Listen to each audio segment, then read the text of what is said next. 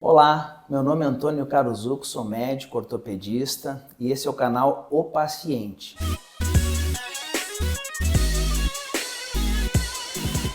Aqui a gente conversa com vários profissionais da área da saúde para desmistificar o que a gente tem escutado aí nas redes sociais e eventualmente pessoas que não têm uma formação acadêmica e uma carreira dentro da sua área em que eles estão falando, né? Aqui não, aqui a gente conversa com especialistas da sua área, né? E que tem uma carreira, que tem um passado e um presente dentro da sua especialidade.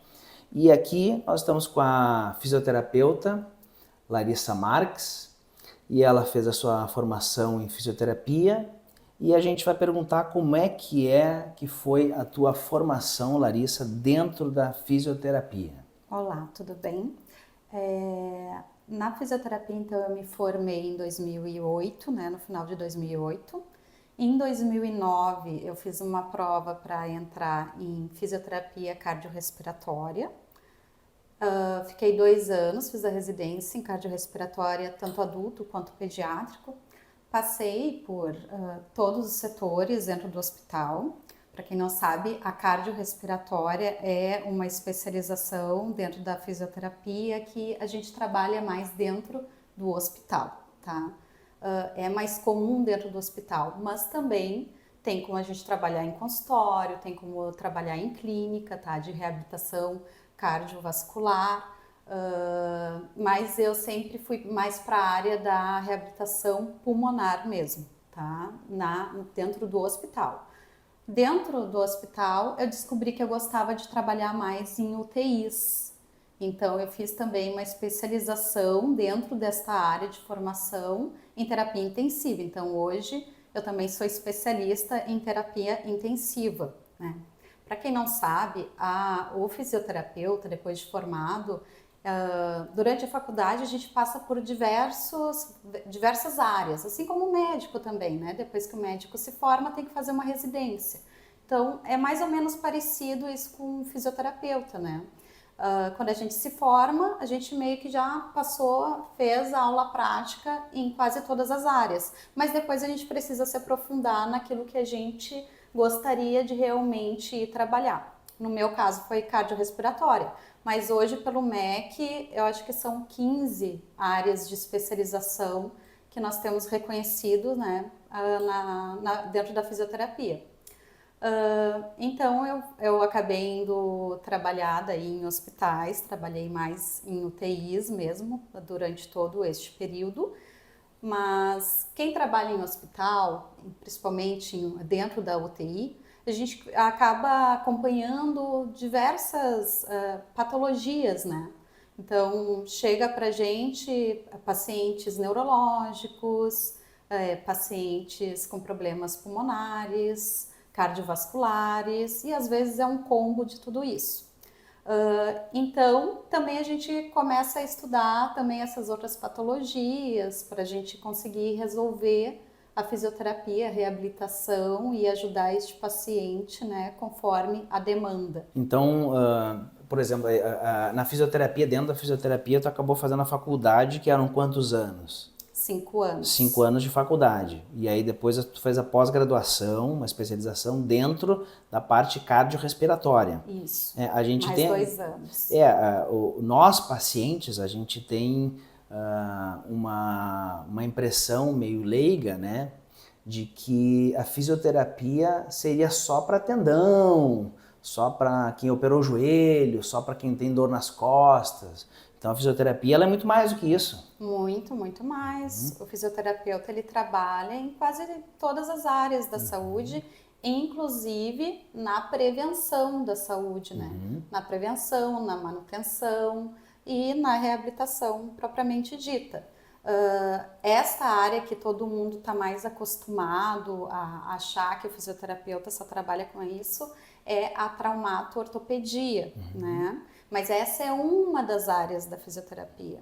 Nós temos também a dermatofuncional, que hoje em dia está bem, né, em moda, Em moda que eu digo assim, as pessoas estão conhecendo Estão um pouco procurando mais, mais. procurando mais, mas por conta dessa estética, né? Da estética que cresceu bastante, mas a dermatofuncional não é só estética, tá? Muitas pessoas trabalham com reabilitação realmente de pessoas de queimados, pessoas que têm um problema de cicatrização. Então nós temos o fisioterapeuta, ele trabalha também reabilitando essas pessoas, ajudando na cicatrização. Nós trabalhamos com diversos aparelhos também que ajudam, né? Digamos que um paciente tenha ou sofrido um grande queimado, né? Tem uma queimadura muito grande, ou até a famosa síndrome de Bell, né? Que para quem não sabe é a paralisia do nervo facial. Aí o paciente ele fica com dificuldade motora no rosto, por exemplo. Isso aí o fisioterapeuta ele consegue ajudar. Sim, aí a gente já vai até para outras áreas, né? A neurológica, então nós temos a parte neurológica. A gente sempre vai olhar o paciente como um paciente integral, né? A gente não pode fatiar ele, não. Esse aqui só tem um problema dermatológico, então vai para quem é especialista nisso. É lógico que a gente tem que ter essa visão integral do paciente, né? Então, às vezes, ele tem um problema dermatológico, mas eu com as minhas técnicas de uma pessoa que aprendeu lá, fez a especialização dela em neuro, e ela tá mais habilitada para resolver um problema de nervoso, né? E também fazer algumas técnicas, porque a gente aprende um pouquinho de tudo na faculdade, então não é que eu tenho que estar sempre num especialista naquilo, mas o profissional, ele tem que ter essa visão, né? Olha, essa parte aqui eu não entendo tanto, tem um colega que vai conseguir. Ou até mesmo um paciente que vem com vários outros problemas, às vezes com a parte emocional, psicológica, né, ruim, a gente também tem que trabalhar em conjunto com outros profissionais, como o psicólogo, o próprio médico, que é quem nos encaminha na maioria das vezes, né, na maior parte das vezes é o médico que nos encaminha. Então a gente tem que também conhecer as outras áreas para poder, dizer, olha, eu acho melhor. Tu ter um acompanhamento psicológico para te ajudar, para te animar também, para a gente conseguir trabalhar e fazer o nosso trabalho, a gente também precisa dos outros profissionais.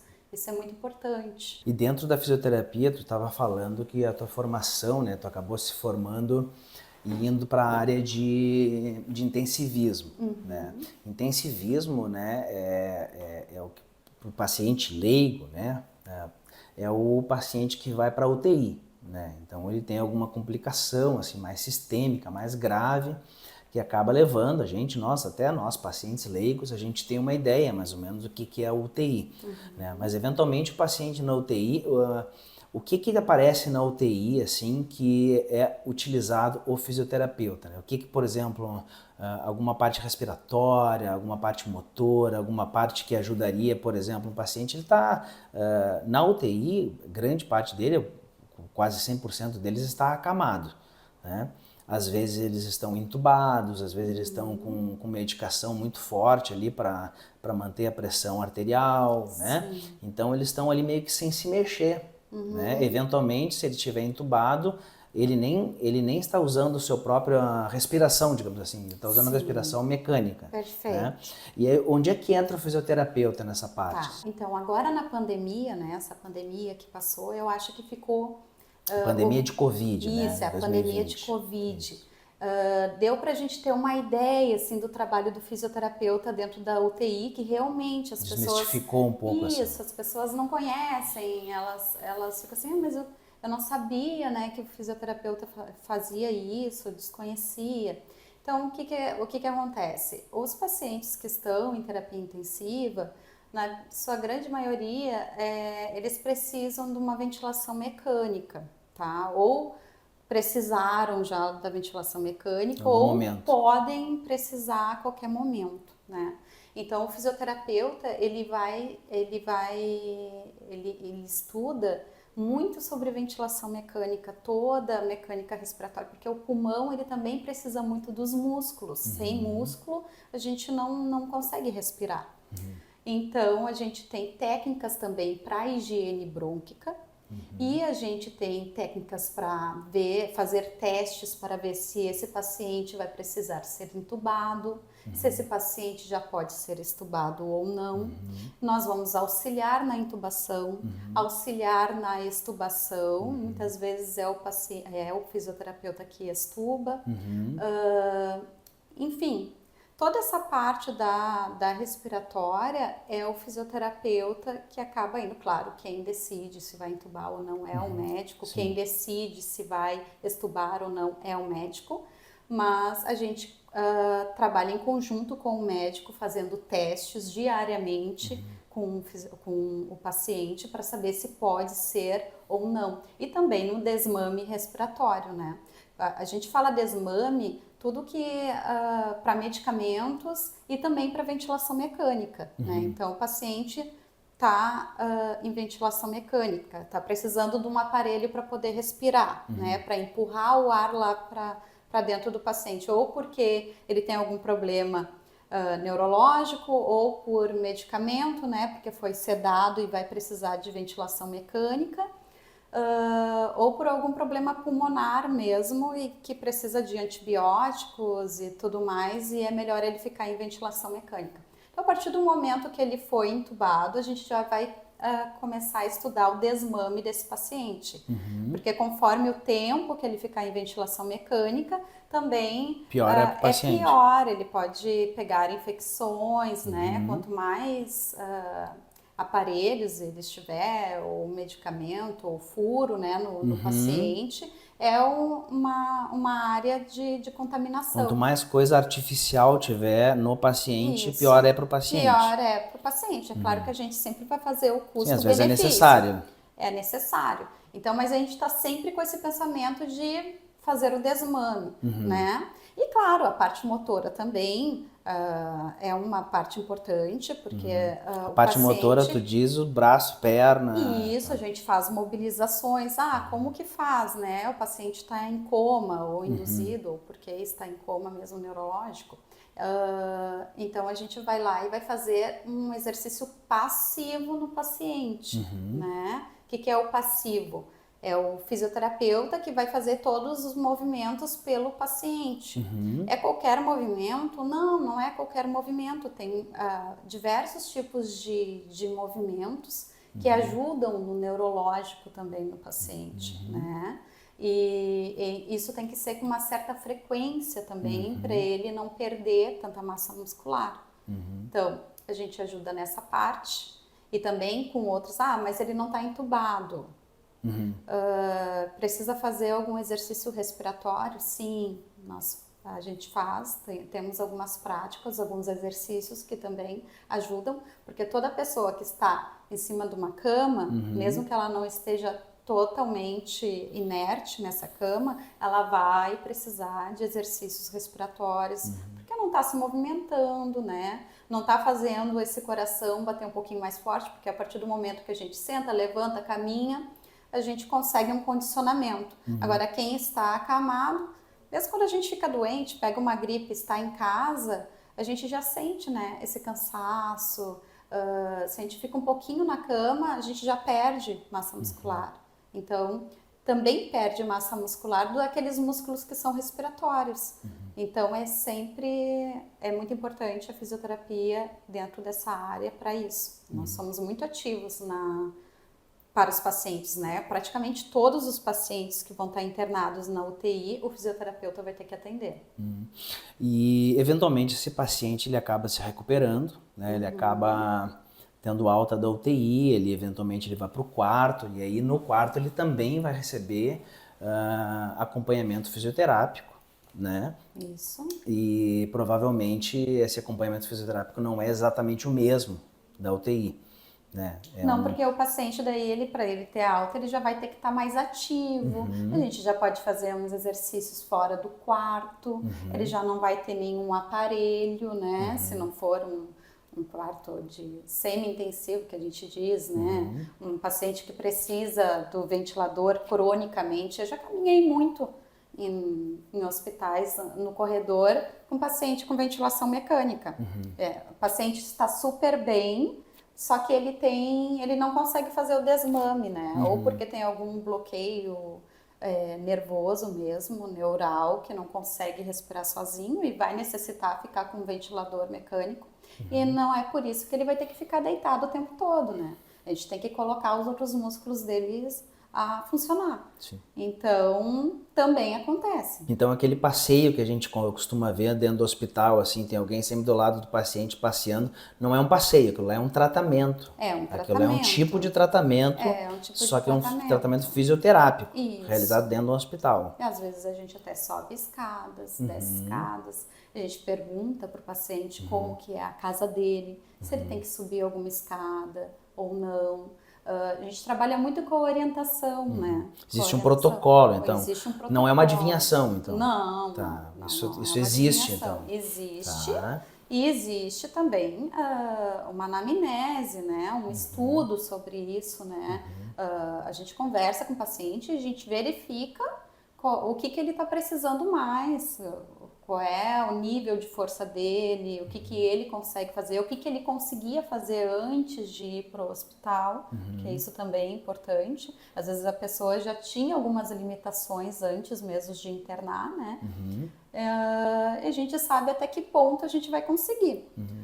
Saiu dali do hospital, às vezes também vai continuar com tratamento de fisioterapia, ou vai para uma clínica, né, com fisioterapeuta, ou vai ter um atendimento domiciliar com fisioterapeuta. E muitas pessoas que trabalham no hospital atendem também a domicílio, que é atender o paciente na sua própria casa. Então, dentro do hospital ainda, antes do paciente ter alta, vocês costumam fazer um preparo do paciente para ele ter a alta da melhor, digamos assim, melhor maneira possível para ele continuar suas atividades laborais sem precisar de ajuda de ninguém. Né? Existe um preparo fisioterápico, inclusive, né? Não é só um preparo médico. E não é só um exercício, né? A gente sempre visa a função, a funcionalidade. O atendimento é, digamos assim, específico para aquele paciente, o que ele fazia em casa. Há um estudo, uma conversa com o paciente para saber o que ele realmente fazia, até onde ele conseguia chegar, entrar na realidade do paciente para tentar buscar o mais próximo possível o retorno dele às suas atividades. Às vezes a gente conversa com o paciente, mas na maioria das vezes a gente conversa com o paciente e com o familiar que está ali, né? E que mora com ele, né? Na maioria das vezes é a pessoa que mora com o paciente. Então a gente pergunta como é a casa, né? Se tem escada, se não tem escada, como que a pessoa dorme, quais são as atividades que a pessoa realiza,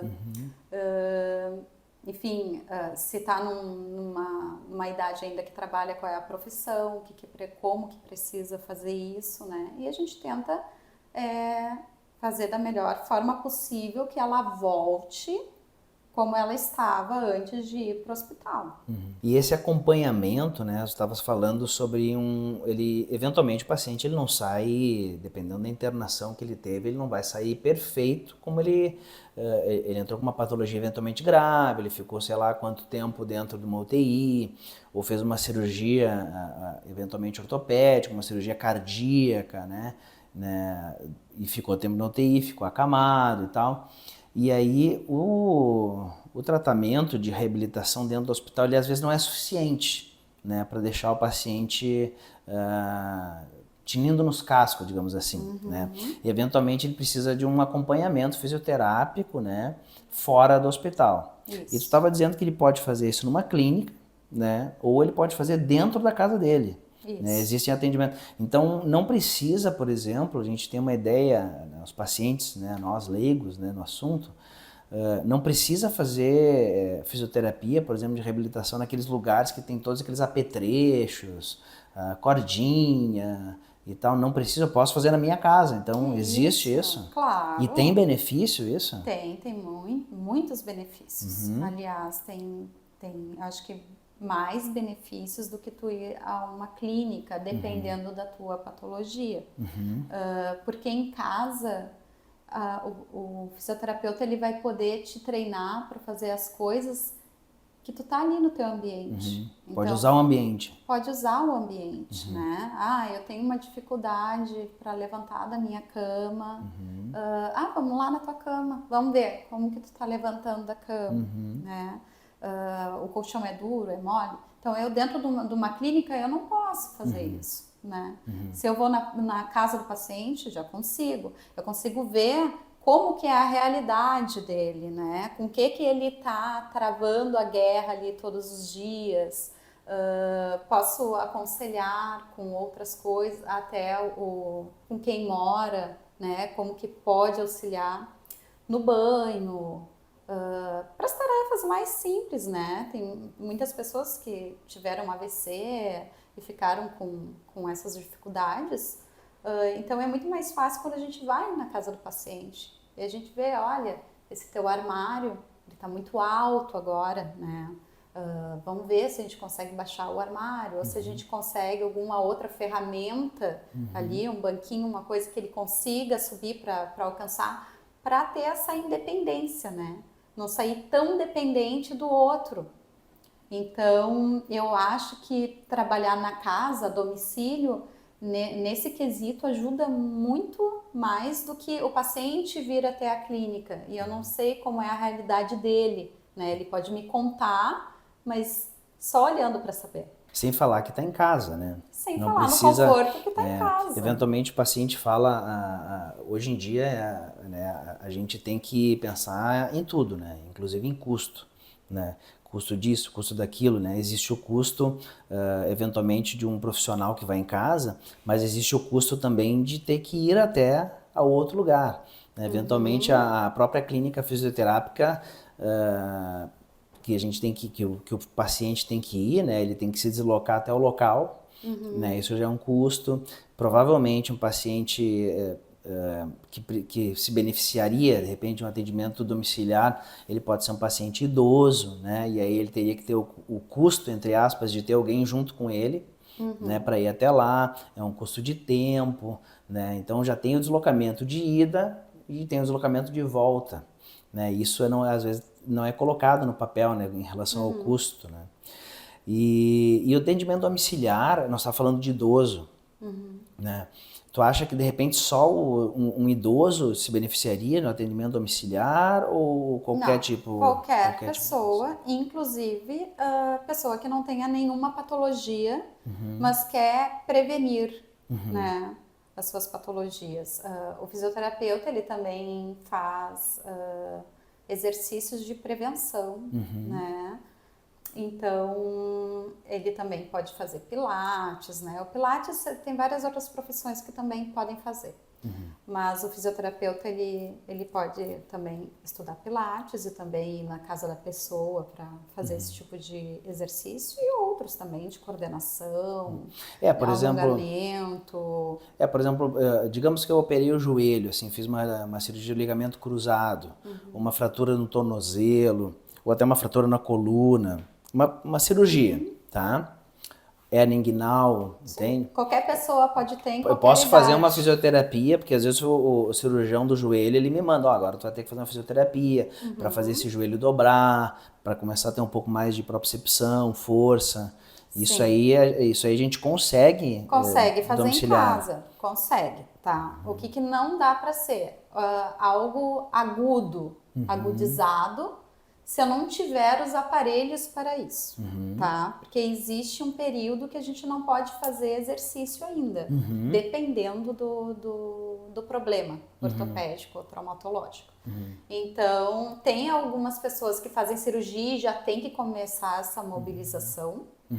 E tem alguns que a gente precisa de um tempo que daí o fisioterapeuta ele pode trabalhar com laser terapia, com eletroterapia, para ajudar na cicatrização, para ajudar em alguma outra coisa. E depois, assim, a gente fazer... Então, cada caso é um caso, mas sim, pode ser feito. Em quase todos os casos, a gente não vai precisar de nenhum aparelho. O fisioterapeuta, ele consegue utilizar coisas da casa mesmo da pessoa para fazer qualquer exercício. E a mão também, né? A gente manipula muito, usa muito as mãos para ajudar a reabilitar. Você estava falando aí de tempo, né? De fases, digamos assim, do tratamento fisioterápico, né? Nós leigos, nós pacientes leigos, a gente tem a impressão, eventualmente, que a gente vai num fisioterapeuta e aí que o fisioterapeuta fica só com choquinho, entre aspas, né? Sim. Ah, eu fui lá e ele só ficou com choquinho, né? Não me deu nenhum outro exercício e tal. Isso é um problema até mais profundo. Daí teríamos que entrar num problema de que o fisioterapeuta ele não é muito valorizado, tá?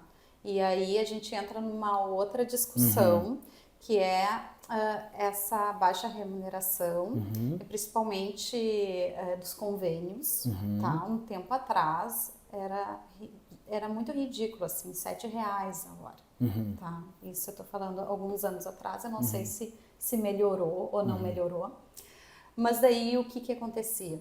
Essas pessoas que abriam as clínicas enchia de estagiário, enchia de aparelhos, e daí os pacientes vão lá, ficam com um profissional, o profissional está atendendo 2, 3 ao mesmo tempo, coloca num aparelho, que na maioria das vezes é só para analgesia, não que seja ruim isso, né? Vai fazer a analgesia ali do paciente, mas essa analgesia, ela não vai ser tão benéfica, não vai acabar com a dor do paciente para sempre. Sim. Na Não maioria, vai ser milagrosa. na maioria das vezes ela tem o mesmo efeito de um analgésico, um comprimido analgésico, né? Então, no outro dia o paciente vai sentir dor de novo, né? Não resolveu o problema. Então tem esse problema, e daí o que acaba acontecendo? As pessoas vão nessas clínicas, colocam esses aparelhos... Porque são mais baratas. E ficam com essa impressão de que a fisioterapia não funciona, não serve para nada. Sim. Né? Porque não estão com um profissional que está olhando para eles, para a função deles, né? Querendo melhorar aquele problema. E sim, uma pessoa que, ele tem 10 sessões aqui, vão fazer as 10 sessões, mas o fulaninho também tem, outro. Chega lá, coloca e pouca coisa melhora, realmente. E esse é um problema que nós temos na fisioterapia, né? Principalmente na parte da traumato-ortopedia, né? Espero que melhore, né? Que mude isso, porque o fisioterapeuta não é um técnico, né? Nós estamos falando de 4, 5 anos de formação, né, de uma faculdade. Mais uma especialização. Mais uma Nada ou duas é barato na especializações. fisioterapia. Se tu vai fazer uma faculdade paga, é bem cara, tá? É bem cara. E cada curso que vai fazer também é caro. Sim. É 5 mil, 6 mil, 10 mil, né? Então, cada formação é muito cara. Cada curso que tu vai fazer, porque dentro da sua área... Pilates, osteopatia... E dentro de cada área, né? Sim. Tu quer fazer um curso medicina intensiva. Eletroterapia, de qualquer outra coisa.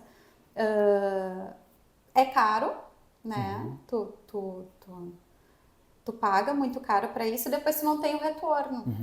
Então tem muita gente que também fica desestimulada, assim, né? Nessa parte. E o paciente acaba, né, a população acaba achando que não funciona a fisioterapia, que não serve para nada. Talvez e até acaba não nem esteja crescendo. funcionando mesmo, né? Onde ela vai nesse bastantão, Isso. talvez não esteja funcionando naquele local. Nós começamos a conversa já falando que as pessoas acham que o fisioterapeuta é só para reabilitação, traumato, ortopédica. E já vai por aí, né? Já começa por aí. Então, quando tu tem essa visão e tu vai só nessas clínicas, só vai para isso, tu tem essa visão da profissão, que ela não funciona, que ela não serve para nada, né? Mas temos aí grandes profissionais e pessoas que... Muitos estudos. Com muito estudo. Nós estamos aqui no canal O Paciente. Então, exatamente isso que a Larissa estava dizendo, né? A gente quer aqui desmistificar todas as áreas em relação à saúde. Então, a gente está mostrando para vocês aí que a fisioterapia ela é baseada em ciência, ela é baseada em estudo, ela é baseada em anos e anos e anos de aprofundamento e desenvolvimento de uma área técnica, né? Assim como é a medicina, assim como é a odontologia, assim como é a nutrição, assim como é a psicologia, né? Todas essas áreas da saúde, elas se baseiam em estudos epidemiológicos, né? E clínicos, né? Isso. Então não tem nenhum achismo, não tem aquilo como eventualmente aparece em algum blogueiro ou alguma rede social, não há achismo, né? Aqui a gente conversa com profissionais que trabalham nessa área, assim como a Larissa trabalha nessa área, ela se formou nessa área, fez toda a formação dela nessa área, né, da fisioterapia, ela se aprofundou numa área extremamente difícil e complexa dentro da fisioterapia, que é a parte intensiva, né, são pacientes graves, né. Hoje em dia a Larissa, nossa fisioterapeuta, ela está trabalhando principalmente a domicílio, né, com todos os benefícios que tem a fisioterapia domiciliar. E dentro da fisioterapia domiciliar, eu queria tirar mais uma dúvida, Larissa. Digamos que eu seja um paciente fumante, tá? E aí eu parei de fumar. E aí eu tô tendo aqueles catarros, assim, eu tô tendo uma dificuldade respiratória, porque eu já tenho o pulmão um pouco com atelectasia, né? Para quem não sabe, atelectasia são situações que acontecem no pulmão, né? No paciente que é fumante ou por outros problemas, né? Mas é comum ter paciente fumante, né? Enfisemas, né? Paciente com DPOC. Então o pulmão ele não é mais complacente como ele deveria ser, né? E aí esse paciente não está internado, ele não está na UTI, ele está em casa, mas ele tá percebendo, alguém em casa percebeu, ou de repente até um fisioterapeuta percebeu, avaliando ele, que ele não está conseguindo subir dessa escada direito, né? E um dos problemas dele é o pulmão. Eventualmente esse pulmão que não está expandindo direito pode estar dando até uma complicação cardíaca, que está fazendo ele tomar remédio, né? Por causa do coração, né? Eventualmente melhorando o pulmão, melhora a parte cardíaca, ele para de tomar remédio e parando de tomar remédio ele para de gastar dinheiro, Sim. né? E isso dá para fazer? O que dá para fazer num paciente DPOC que já tem enfisema? Bom, a gente sabe que o enfisema não tem como tratar, ele não vai voltar a ser um pulmão bom, né? Não tem cura. Ele parou de estragar o pulmão dele a partir do momento que ele parou de fumar. Ótimo, maravilha, né? Mas aquelas lesões estão lá e vão ficar lá, né? O que estragou até agora vai ficar.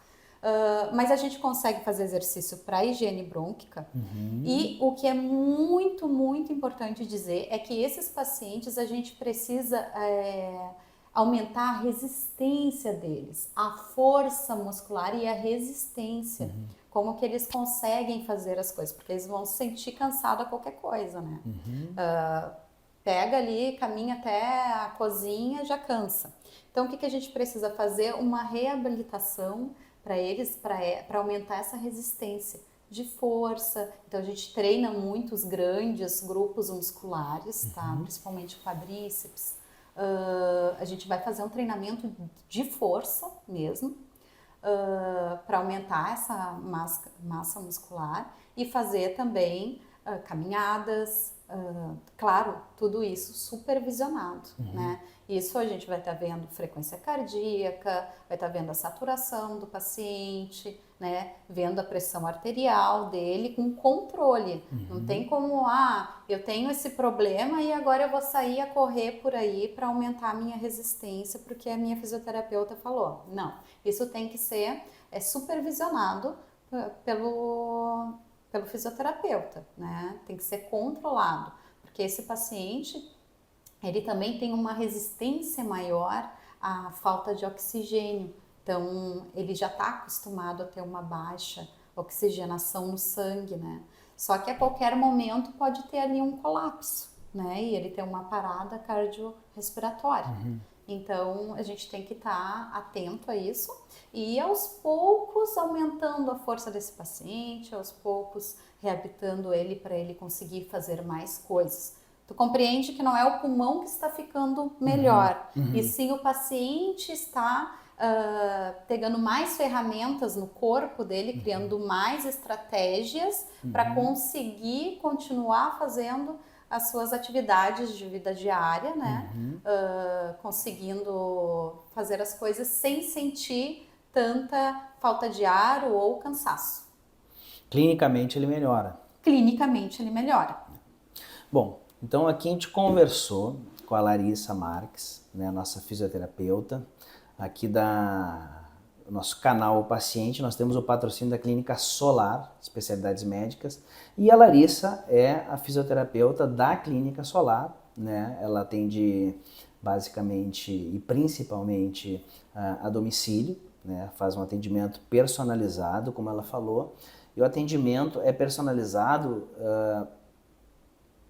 na patologia e na dificuldade do paciente. Pode ser osteomuscular, né? O paciente tem alguma dor lombar, uma dor no quadril, uma dor que esteja lhe incomodando, ou o paciente pode ter uma dificuldade de respiratória, uma outra reabilitação que porventura ele precise, ou simplesmente ele precisa manter, não precisa nem fazer um fortalecimento, porque eventualmente pode ser um paciente idoso que ele não quer fazer simplesmente um fortalecimento muscular, mas ele precisa manter, né, e eventualmente criar massa magra para... Às vezes até um treino de marcha, né? Um treino de marcha. Muitos idosos, o idoso, né, ele acaba perdendo um pouco do seu equilíbrio e precisa ficar...